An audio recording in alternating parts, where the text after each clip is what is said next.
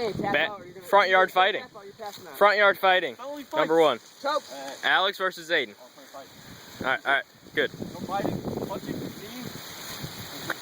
No fencing. No hitting. Oh, damn, gotta get this in.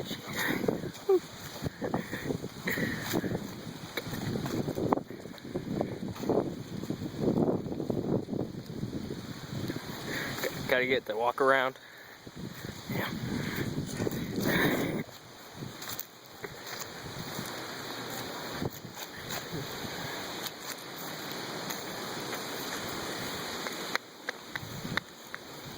Fight is fucking tiring. It's all endurance. It's really need some endurance to do this shit. So you know how to do stuff? Looks like you have a pretty good choke on his neck there. Your legs are wrapped around his legs. Hey, try to get some legs on him. Try to get your legs. Bottom line is Aidan's not tapping out. Aidan, use your legs. Push off, use your legs. There you go.